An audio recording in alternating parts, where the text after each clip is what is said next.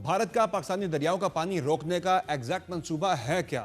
पाकिस्तानी दरियाओं का कितना पानी भारत डाइवर्ट कर सकता है और इस सिलसिले में कौन कौन से मंसूबों पर काम हो रहा है? डिटेल्स एक एक करके सामने आ रही है। इसी पर हम बात करिए। प्रोग्राम में ज्वाइन किया है अरशद अब्बासी साहब ने, माहिर हैं आबी अमूर के। सर बहुत शुक्रिया आपने ज्वाइन किया प्रोग्राम में। ये बताइएगा अरशद अब्बासी साहब के सिंध तास मुआहिदा मुअत्तल करके भारत का जो प्लान है पाकिस्तानी दरियाओं का पानी रोकने का, किस किस दरिया पे भारत कौन कौन से डैम बना सकता है, कौन सी नहरों के जरिए किस दरिया का पानी डाइवर्ट किया जा सकता है, एग्जैक्ट मंसूबा ये है क्या, और क्या लग रहा है आपको ये कितना काबिल अमल है? समर ऐसे था कि बजट 2011-12 की कापी जो कि इंडियन गवर्नमेंट का था, वो कापी मेरे पास भी आ गई। मेरे पास तो एक चीज़ मैंने देख के मुझे बड़ा ख्याल है, ये क्या कि वो चनाब को ब्यास के साथ लिंक करने का मास्टर प्लान था।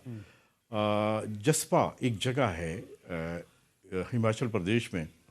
अच्छा, लकली उसी साल मुझे बड़ा पूरा इस चनाब का जो वाटर शेड है ये हिमाचल प्रदेश में देखने का इत्तेफाक भी हुआ। एक इंटरनेशनल एक प्रोग्राम था इसके। जसपा डैम के उस वक्त टेंडर्स या आप कह सकते हैं कि जो सारा काम हो चुका हुआ था, बाद में डिज़ाइन रिव्यू हुआ।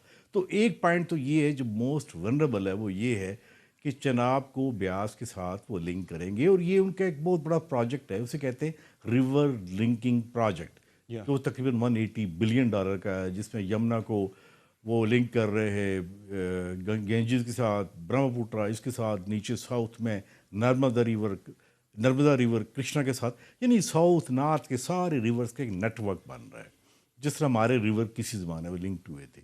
एक तो ये है। दूसरा एक जो बात बड़े बड़े क्लियर सी है, और कुछ थोड़ी सी ज़ाहिर है कि जब बड़े बड़े इस तरह के जो प्रोजेक्ट्स बनते हैं, हमें भी लूप में लिया जाता है रिव्यू के लिए, देखने के लिए। तो दूसरा जो पॉइंट है बड़ा वनरेबल है, वो है रावी।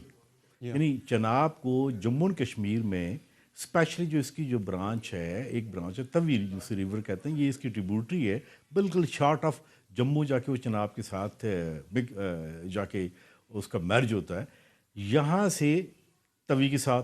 फिर एक और भी एक कनाल का इनका प्रोजेक्ट है, वो प्रोजेक्ट है एक लिंक कनाल का। वो लिंक कनाल कौन सी है? चनाब रावी लिंक कनाल।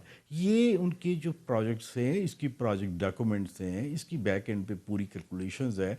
तो एक तो ये लिंकिंग के उनके प्रोजेक्ट्स हैं।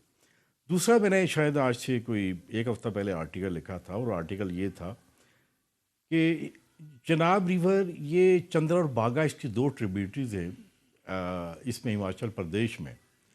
वहाँ पे 39 प्रोजेक्ट्स इनके कुछ अंडर एक्सिक्यूशन है, कुछ काम शुरू हो चुका हुआ है।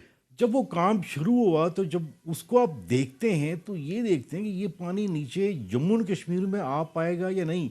एक मैं आपको बात बता दूं, हिमाचल प्रदेश से दरियाए चनाब का जो पानी जम्मू एंड कश्मीर में आता है, फिर पाकिस्तान में आता है, आप कह सकते हैं कि 60% वो वहीं पे कंज्यूम हो जाएगा, वो वापस नहीं आ पाएगा, वो जम्मू कश्मीर में नहीं आएगा। तो सर फिर पाकिस्तान को क्या करने की जरूरत है, शॉर्ट टर्म और लॉन्ग टर्म?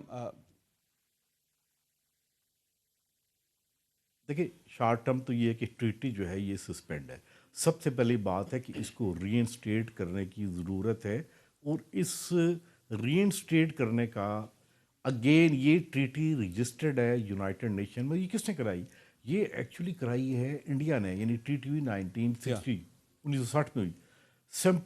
सितंबर 1960 में इंडिया ने इसको खुद यूनाइटेड नेशन ट्रीटीज़ में इसको रजिस्टर्ड कराया। और आपने क्या करने की क्या ज़रूरत है इसके लिए? अगर हम जो किशन गंगा केस हुआ था, और किशन गंगा केस में आप बताऊँ कि ये जो केस था ये इंटरनेशनल कोर्ट ऑफ आर्बिट्रेशन में गया था। उसके 7 जज थे।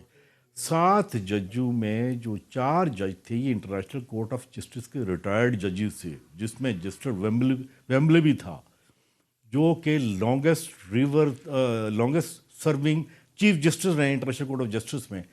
वहाँ पे इंडिया ने अंडरटेकिंग दी हुई है under Vienna convention of treaties में कि we will not harm Pakistan. ये एक दफ़ा नहीं, ये 4 दफ़ा मुख्तलिफ जब डिस्कशन होती है, डिबेट होती है, बार बार रीट्रीट किया गया, इसको वहाँ पे डॉक्यूमेंट किया गया।